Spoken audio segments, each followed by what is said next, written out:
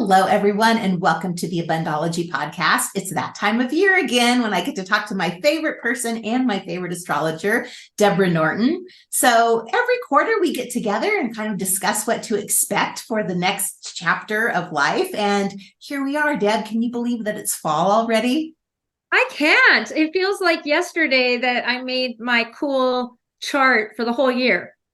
And now it's like we're at the end of it. We're at the last quarter. Amazing. I know It's like hard to believe. Yeah. yeah, this year has just zoomed by. I don't know how this happened, but here we are. Here we find ourselves close to the equinox. So we might as well start there, I guess, huh? Yes, and because it's the end of the world as well, it seems like I heard this, the something end of of the utmost world. importance that we discuss. But yes, there are massive predictions from all sectors of the conspiracy corners about the end of the world happening this Saturday on 9/23. This happened in 2017 as well. People had made all these wild predictions. And of course, here we are. It's a lot of fun to read about and think about.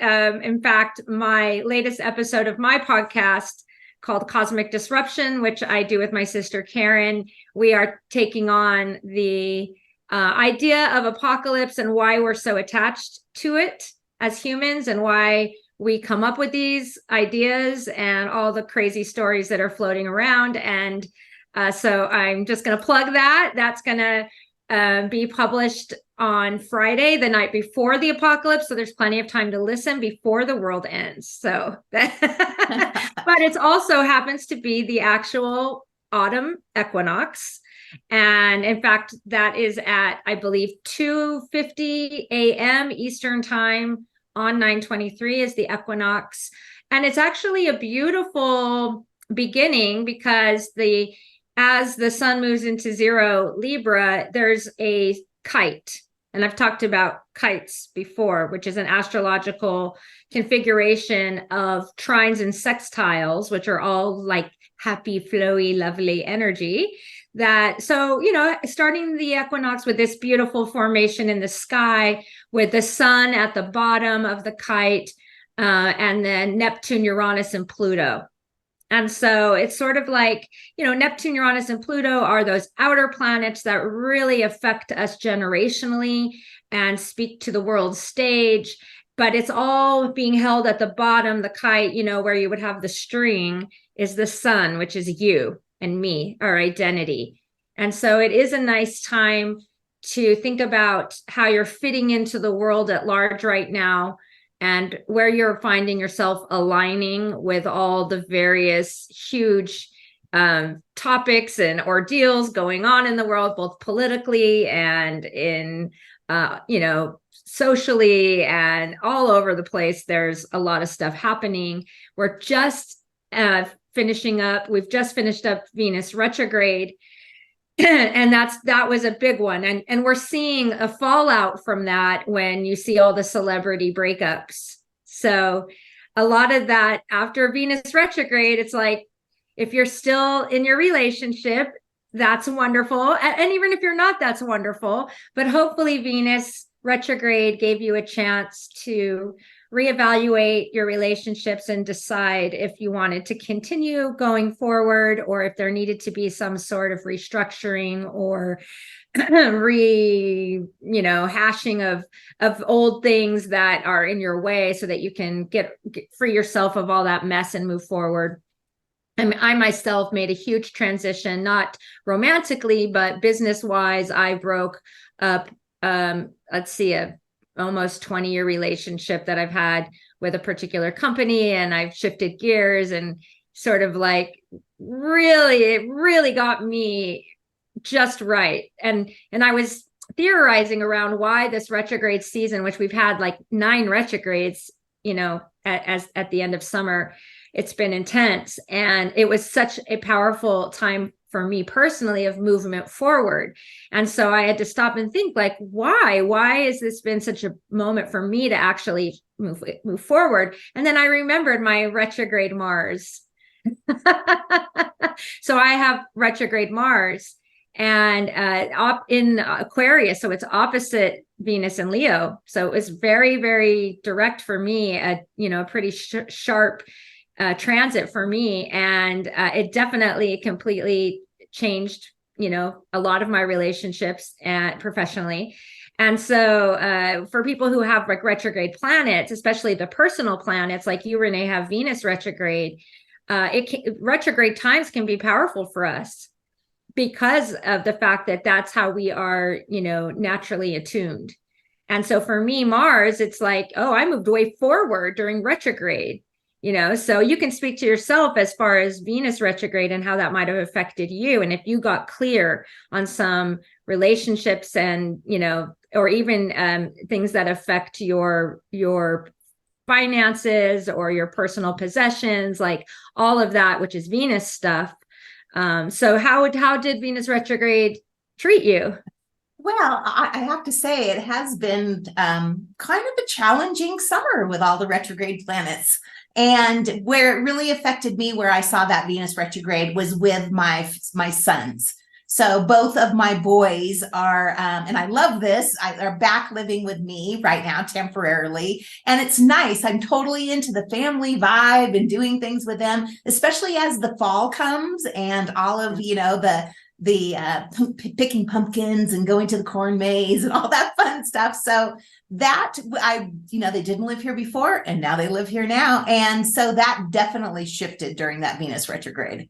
I find that so interesting personally for you, just because I know your chart so well. And I know that you have Venus retrograde conjuncture North Node in Cancer. And to find all these mama things happening for you, like your boys have been out of your house for years, and now all of a sudden they're back home.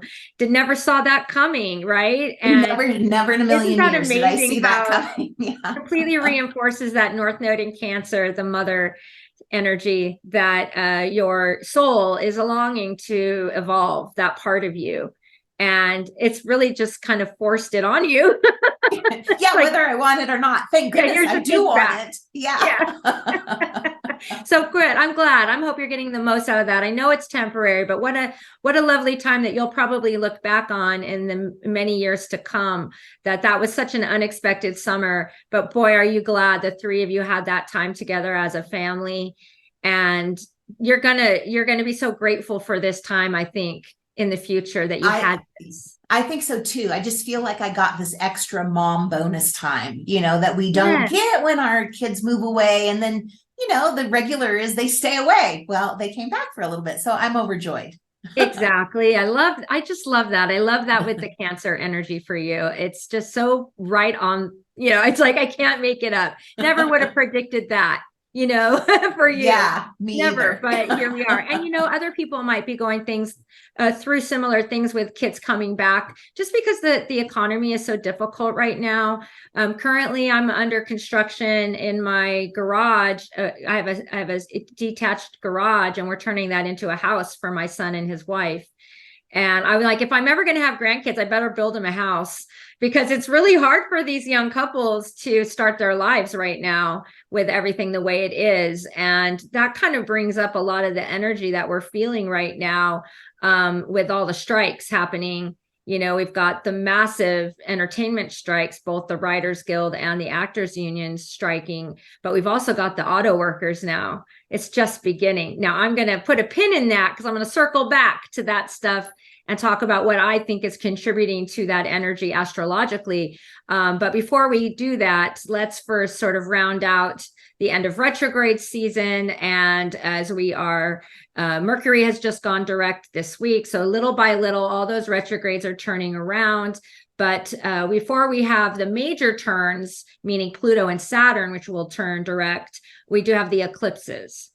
So let's review the energy of the eclipses first. So October 14th, we've got a new Moon Solar Eclipse in Libra. And I think they're supposed to be able to see that from where we live, or at least where I live. I know I have friends coming down to stay here on our property to watch it. So that should be pretty cool. But this is a solar eclipse in Leo. I'm sorry. This is a solar eclipse in Libra. And it's, an eclipse is also, and a new moon eclipse, it's also a great time of new beginnings, of perhaps pivotal changes. A lot of times things come to a head and you have to like make decisions. And of course, with Libra, decision making can be challenging. And so we're hoping that maybe we've had enough time to rehash and rethink and review through all this retrograde time, that perhaps this new moon solar eclipse is a good time to finally make that decision. That one, the big one. You got to do it, So this would be a good time for that. Libra has to do with justice and fairness. And it's kind of a time of sorting through your personal balance, and are you living a balanced life energetically? Are things out of whack? Libra time is a great time to sort of settle down and decide, what you might be able to let go of in order to achieve more balance, more happiness in your life. So I would use that time for that. And then the bookend of the lunar eclipse on 10/28, that's a lunar eclipse in Taurus, also a Venus ruled sign. So it's kind of interesting. We've had this giant Venus experience in retrograde Venus, but now we've got Libra solar eclipse, which is a Venus ruled sign, and then Taurus lunar eclipse, which is a Venus ruled sign. So it's all about Venus, which is basically your relationships and your value system mainly is what we're talking about with Venus, and how that value system sort of affects everything else. You don't like build solid relationships with people if you don't share values. It's sort of the number one thing when you're deciding, are we going to be friends, or am I going to date you, or are we going to go into business together? Oh, well, we got to have shared values. If you don't, then it's not a match. And so that's where this whole Venus and values thing plays into relationships and partnerships. So, we've all had all this on our mind, and we're all probably reassessing and still in the aftermath of Venus retrograde. So this is just going to further reinforce, these eclipses are going to further reinforce whatever it is you came away with. And in a sense, it's going to hold your feet to the fire. Like, okay, all of these things came up for you with your relationships through this retrograde. Now, what are you going to do about it? It's time to act. The retrograde is over. The eclipses are supporting that energy of, okay, let's turn the page and let's make that decision and let's move forward with that new shift in your life and in your values. And it is also a good time to even just reassess your values and make sure that they line up with your actions. That's integrity. And that's very important, obviously. And something that is going to be tested in the months to come as well. So, and I'll touch on that again later. So just being also with Taurus, that it's a time for sensual vibes.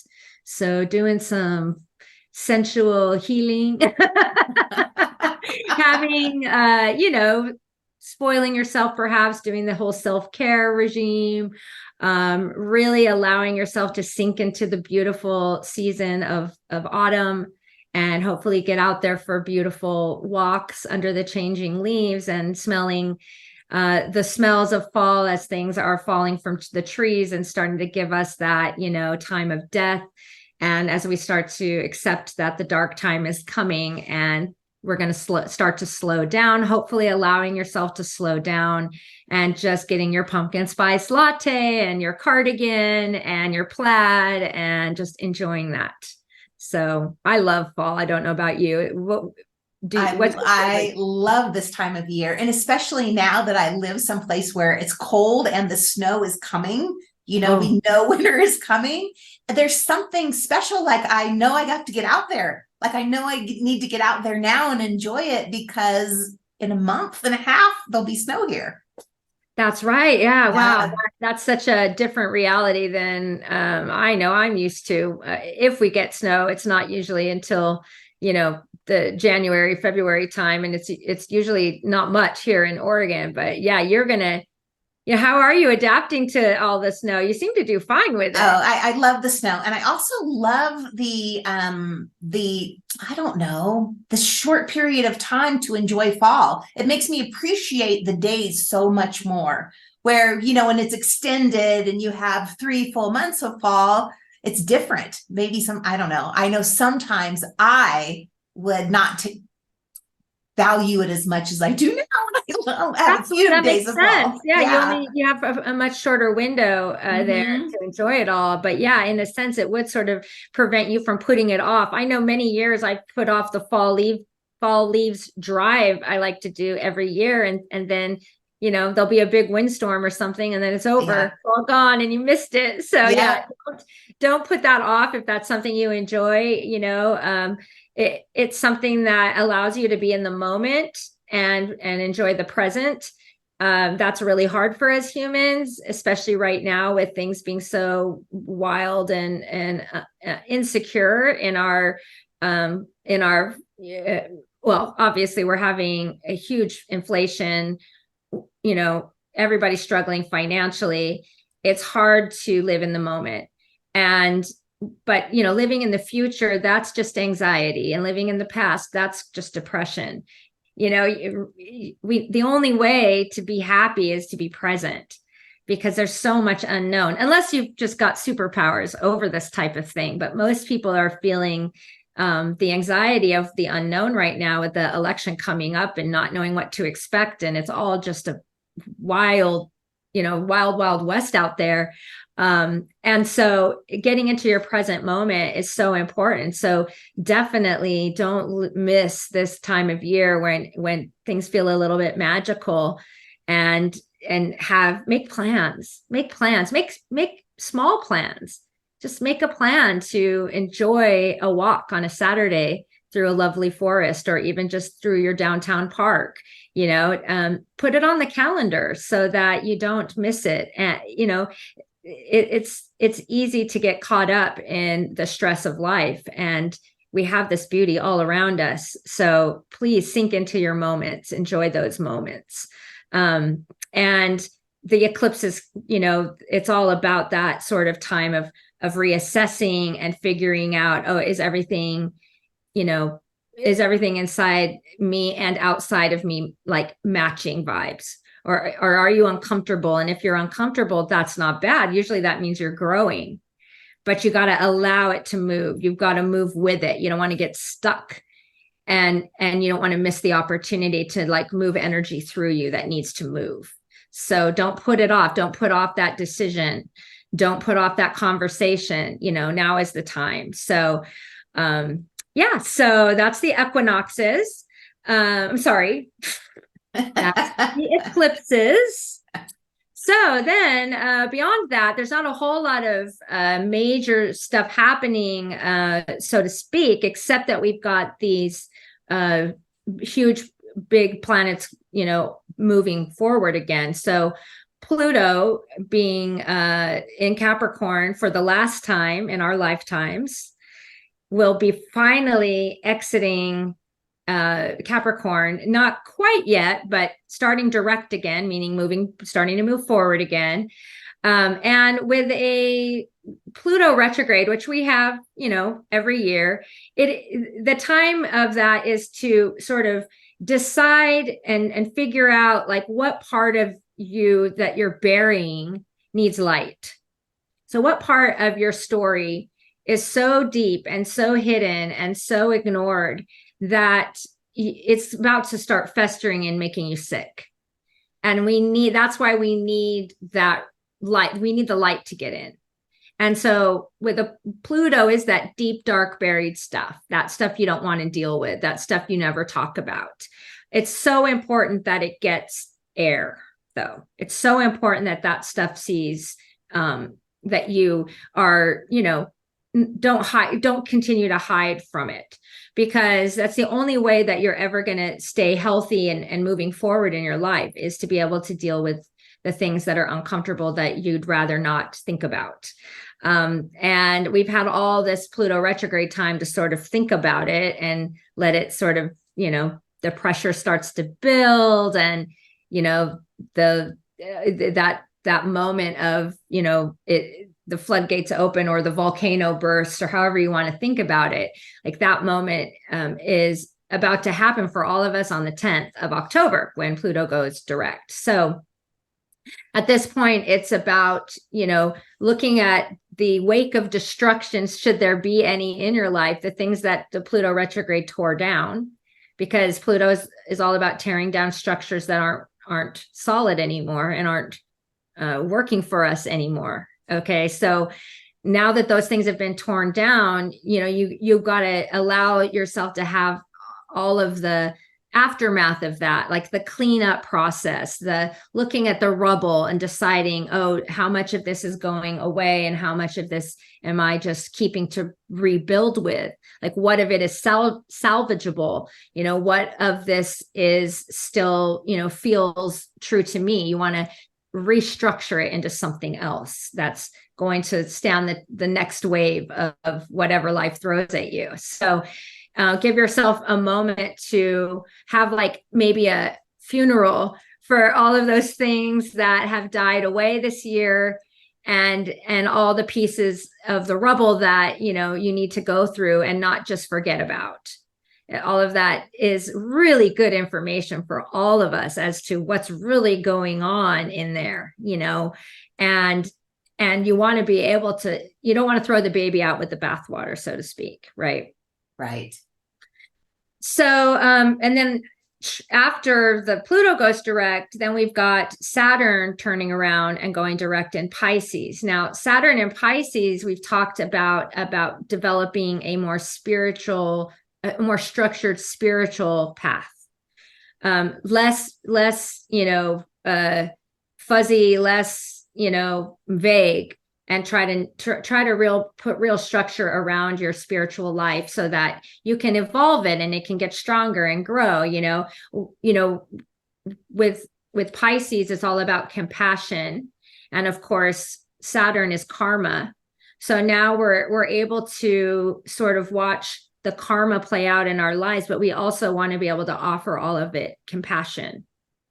We want to see how those obstacles that we face have allowed us to grow in our compassion as well as in our, knowledge and wisdom about life. We're hoping that, better now, you got burned and you got, and that karma came out and everything just sort of fell out the way it did. But are you looking at the whole story with compassion or not? Are you allowing yourself to be bitter, or are you allowing yourself to be compassionate? Especially towards yourself too. Especially towards yourself. Yeah. When does that happen, Deb? Do you have the dates of that? Yeah, Saturn goes direct on November 30th. Oh, okay. Okay.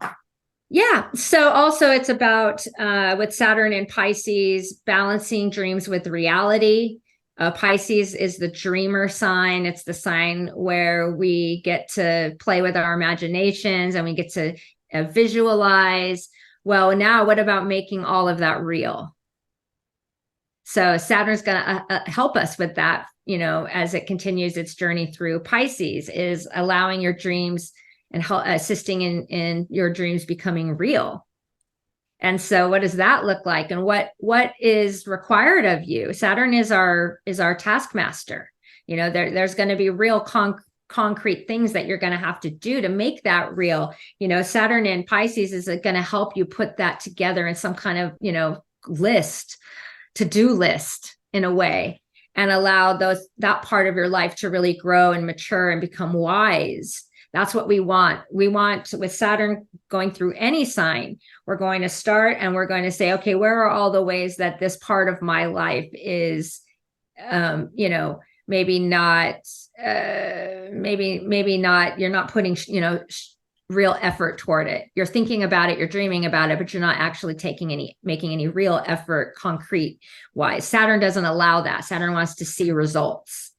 And so, I actually feel that this time for the whole collective of Saturn and Pisces, we all need more of that in the world. We need that compassionate eye. We need that energy of togetherness, which Pisces is also about. We need all of that to start to work together for the greater good, and that is the way we're heading, because that's progress. I mean, I believe that ultimately we're on a path toward the greater good, and it's a struggle because humanity is so flawed and so honestly scared. Humanity is scared almost all the time. We're all pretty scared because we don't know. I was talking on my podcast with my sister about this, like this whole apocalyptic thing that's happening and why people are so into this. And, if it's not the rapture, it's the alien invasion, or, it's the tsunami, or it's the solar flare. Like, what is it about us that is constantly sort of looking toward and even getting a little excited about the end? What is that? Yeah, I don't know. I wish I had that answer to that, because part of it, I think, is that basically all of us are born, and as soon as we're old enough to understand anything, we understand that we are going to see our own end. Our own apocalypse is coming for us. We know that from day one. I think it's easy to forget how terrifying that is.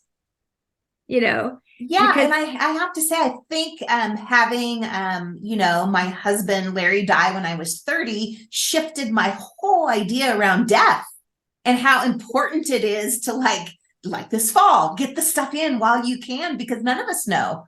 None of us know when that day is coming. Nope. And we all just live every day of our lives not knowing that. Yeah. So there's a lot of energy there in that not knowing. It has to go somewhere. And so I think that our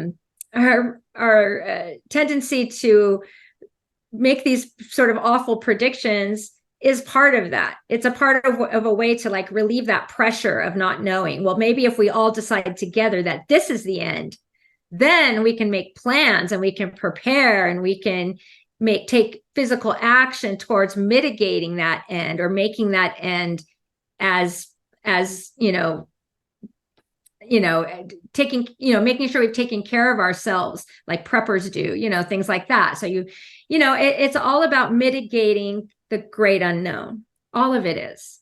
Even religion is, let's face it, everything we believe in is about mitigating the unknown and helping ourselves make peace and come into acceptance with the fact that we are only here temporarily.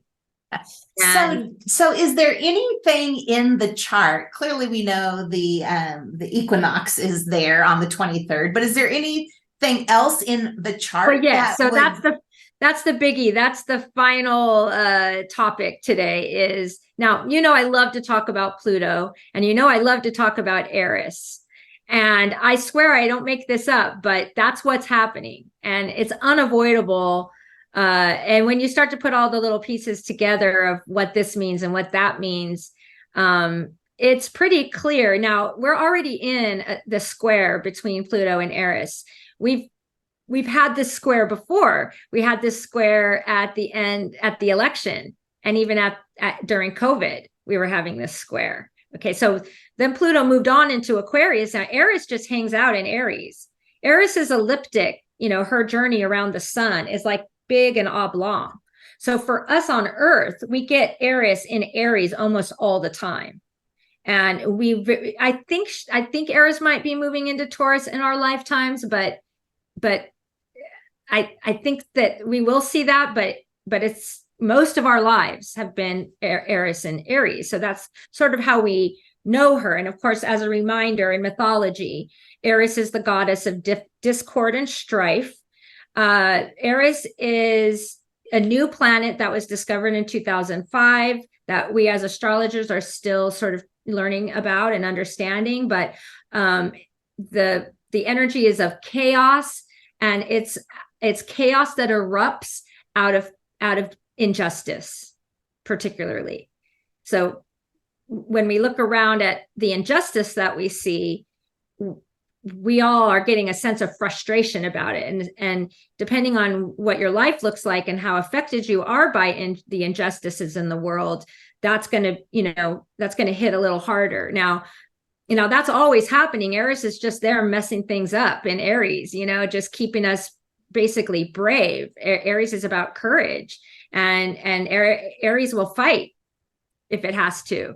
And so, with this sort of fight for justice, this fight that we're in, constantly, whether it's your personal life or the world at large, it's hot, and so that square to Pluto and Capricorn, it started to dissipate as Pluto started to move into Aquarius, but then Pluto went retrograde back into Capricorn. And so now we're in the last hit. This is the last hit. Now, just by the, also beyond that, we've got the North Node conjuncting Eris right now at the end of Eris at around 20. Right now, the North Node is at 25, and it's going to move back into exact conjunction with Eris. Okay. And then the South Node in Libra. And there is going to be the first week of October when Mars is going to be opposite exact from Libra. So we're going to get Libra. We've got Mars and the South Node conjunct in Libra, opposing Eris conjunct the North Node in Aries, squaring from Pluto from Capricorn. So, as you know, I'm always afraid to make predictions, but I just wouldn't be surprised if something really breaks through the first week of October, or at least we start to see the beginnings of that, something. So we'll see. But it's really driving a lot of the energy around the strikes in particular, because this is all about injustice. It's all about the haves and the have-nots, and it's all about the people standing up and taking a stand and making demands. And we're seeing it with the auto workers. Like this pattern that we've been in for a while isn't going to hold. The people aren't going to put up with it anymore. And with things like social media, the ability for people to organize is so much better now and so much faster. And so, there's even, I've been, seeing all kinds of like climate protests in New York, like the protest of Fashion Week was pretty interesting. People really like throwing it all in at this point, and people with not a lot to lose. The harder things get for the American people, the less you have to lose and the harder you're going to be willing to fight. So it's only going to get more and more intense. And so we'll see what happens with all of it. But it is an exciting time, at least to me. I think it's exciting. I love it when the people rise up. I love that. More of that. I want to see it, because what we all want is just for life to be better for everyone. And we're coming from this time where we've had this Pluto Capricorn thing since 2008. It's been relentless, but it's been doing the work, and then we saw Saturn go through and stir up even more. And then, with the whole Me Too thing and all of, now we've got the whole find out period. We're in the find out. Do you know what I mean by that? Yes. The whole fuck around and find out for anyone who doesn't know. It's like, we're seeing the Proud Boys go to prison. We're seeing Trump being indicted. And that is just, I don't see how that ends well for him at all. We don't know what's going to happen in the election. I just think all of us are like, I got a stomach ache about it. I don't know about you, but I just don't know what to expect, in this next year. It's going to be I'm an eternal optimist. So. I know you are. And I believe that ultimately it's going to be good. But we'll just have we collectively learned our lessons yet? That's really the question. Or do we need to go back and experience again till we get it? I don't know. Yeah, I remember telling you when Trump won, because we spent that day together, remember? Yeah, I remember. And we cried over our lunch that day together. We were so shocked. And I remember saying, I think we need it. I think we need to understand how bad things can be when it comes to, authority, and how authority can get so twisted, and how it can, be so obvious. And for whatever reason, we needed such an obvious, blatant symbol of power corrupted, in order for us to be like, God, we got to do something about this. We got to come together, and we got to make a decision, and we got to, sort of take control of how we're going to this is going to play out. So we did that in 2020, but not without a lot of backlash and all of the stuff that happened in the insurrection and all of that. So, I think all of us are kind of like, wow, we don't know what to expect, but just be sure that you're doing your own work. I mean, the ways that this transit that I'm talking about right now affect you personally, I'm talking about the world stage, but all of this is going on inside of us. It's as above, so below, as within, so without. It's all just mirroring. It's all mirroring itself. And really what this is all about personally is an intensified personal awakening. It's that same thing that you're seeing, if the workers are striking, they're dissatisfied with the powers that be. So in your own life, where is that happening for you? And this could all be internal. What part of you has run amok with power over the other parts of you? That we all have an internal dictator. We all have that. So what part of that internal dictator within you are you starting to understand and understand what it costs you? Now, that internal dictator could be anxiety. It's the anxiety of life that is running amok and has taken away all your choices because you're so afraid to not ruminate over the future and over the unknowns and going through all your contingency plans. And it's like at some point is that your personal trump, that is sort of robbing you of happiness and robbing you of that feeling like you can be free. And you know what? And you can fuck up. So much of us are afraid to fuck up. Like, it's okay. It's okay. I know for me, and I know for most of us, the places in our lives where we have messed up the most, that's where we've learned the most. Isn't that the truth? So if you're living your life, yeah, go ahead. If you're going back to compassion, self-compassion, which you talked about earlier, this is where it really can show up. And give yourself a break. We're human. We're human right now. Yeah. We're souls here having the human experience, but we're human. Absolutely. Like, and you can get so good at life that you don't have any real joy in the moments of life to life. True. It's all about, the grand plan, but what about tomorrow? What about the next few hours? What about right now? Right now, while you're listening to this podcast. Exactly. Yeah. So it's about looking for the ways that inside of you are robbing yourself of freedom. I love what you said. What's your personal trump? Yeah. That's brilliant, Deb. Yeah. And so you have to, the way that the collective is challenging authority, well, inside of you, that's happening. So what parts of you are challenging your own inner authority? And is your boss inside of you so large and in charge that it's not even taking the meetings? Like, I got this, I'm running the ship, I got a plan, blah, blah. Well, what about the little other parts of you that are like, but can I come out and play? That part of you that just wants to be silly and irresponsible, or that part of you that just wants to check out, for a little while and stop, looking forward so much. It's really difficult because with the challenges that we're facing, especially economically, you really do feel like you can't take your hands off the wheel for a moment, or something's going to fall through. But what about the magic? Like, you're not leaving any space for magic. And then what's the point? Right. Why are we doing this at all? Yeah. Oh, yeah. So along with that inner trump that we all have is this inner call for your own integrity. And with Pluto and Eris, we really are talking about, do your insides match your outsides? Because if they don't, it's going to get ripped apart, and so it's a time to just sort of have that conversation with your boss and say, hey, I've got grievances, and you need to sit down and you need to air your grievances.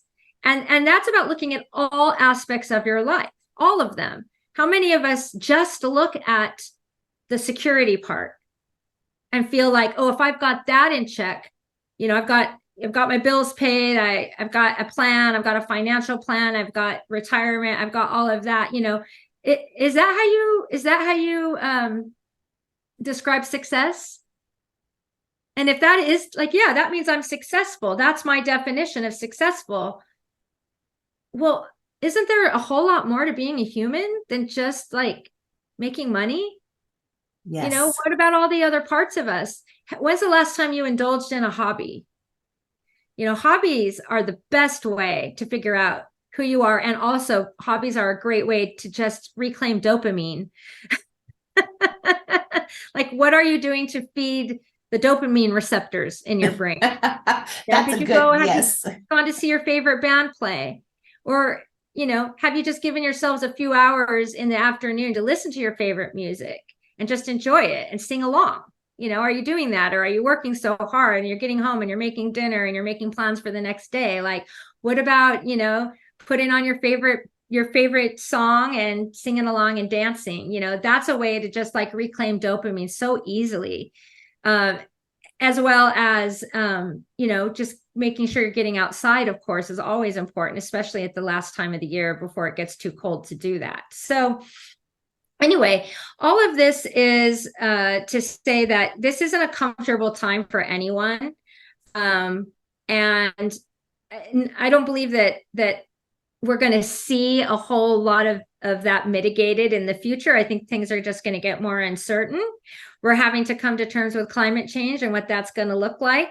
We have Uranus tearing through Taurus and tearing up the Earth at the same time. Like, the Uranus in Taurus time, it has been exactly what we predicted. Massive natural disasters. And now Jupiter is joining Uranus in Taurus. And that's just made it that much bigger, and, it's time to sort of make peace with the fact that that is happening. There's no denial of that fact. And many people are already living through an actual apocalypse. They actually are. They've actually lost everything they own. For them, that day is here and it's very real. And it just goes to show that you better have more going on in your life than just the nuts and bolts of life, because that stuff, when that stuff is gone, what do you have? And this isn't to, I always say this isn't to make anyone afraid, but we don't really have the luxury of being afraid right now. Like, we know that things are just going to start shifting on the planet, and that depending on where you are located, you may not be able to stay there even for the rest of your life. We don't know what that looks like. You've already moved inland, Renee. Yes. Well, going back to what we were talking about fall and enjoying every moment, enjoying taking the dogs out for the walk and under the leaves and the pumpkin spice latte and all that. Give yourself that. Give it to yourself. Yes, Mm-hmm. yes. And, as the shadows creep in and the boogeyman starts to like whisper at your feet, just turn around and face them. Just look them in the eye and say, oh, I see you. I mean, you're not scary. We could keep running our whole life from all the things that scare us. But at some point, you got to just stop, turn around and look it straight in the eye and just say, okay, let's do this. Let's take it outside. It's on, motherfucker. It's on. Yes. Yeah, you got to fight that. Don't let that have the power over you to rob you of choices. A lot about Pluto is fear. It's darkness. It's what's, as I've said many times, it's what's buried, but isn't it also maybe buried treasure? Right. And you may not remember, it can be a time where you could, go, especially at the end of the year. It's a nice time to sort of, do a lot of reassessment and, even like read your old journals if you have them, like, remember who you are, remember what you wanted when you were 18. What did you want to be when you grew up? What was the most exciting thing in the world to you back then? And is some of that reachable now? I'm not ashamed to admit that I've recently become a Swiftie. I saw that on Facebook. Yes. I am not a Swiftie, but I have found myself multiple times in the car singing along to Karma, You know? Oh, I love Karma. Karma is my boyfriend. Love that. Oh my God. And Taylor Swift's chart is unreal. Like I could do a whole show on Taylor Swift's chart. I got into it because, as you know, I'm a TikTok person, and I started seeing some live performances. And I started noticing that when I would watch these live streams, that I was getting spasms of joy. Like, and I've read recently that they're called glimmers. Yes, I've heard of that. And yes. a glimmer is a moment of like pure joy. And so I know, being an empath, that I'm picking it up through the phone. Like I'm literally in my bed at midnight with my phone watching a Taylor Swift concert, and like having spasms of joy and crying, and my heart just leaping, and feeling all of that come through, just in the middle of the night, doing nothing. And so I thought, oh, there's something to this. Like, what is this girl up to? Like, what is she doing that's allowing and creating space for this amazing feeling to get broadcast? I mean, it's so awesome. And so and then my niece, of course, is a major Swiftie. So I started, downloading her music. And I'm like, well, what's going on here? And then it started bringing back memories of things from high school and things, the feelings that I had about life and love back when I was young. And I was like, wow, I miss that. I miss those feelings. We are in a time of profound rebirth, because Right. along with the Pluto death and destruction stuff, it's transformation. So now we are, another way to think about Pluto going direct is, here's the rebirth moment. Here's the time that we're reborn. And so, that's why I suggest like going back to your old journals, or trying to remember what you wanted when you were 18, and that music written by someone of that age, kind of helps bring it back, and whatever it is to help you like recapture those moments of being so excited for the future and being filled with dreams and ideas about what you wanted to do with life. We're all a little battle weary right now, but that person is still there. And that person is having their own, wants to have their own little strike and say, hey, I'm still here and I want to be a part of your story again. Bring me back. Yeah, maybe I was a little reckless. Maybe I made dumb decisions.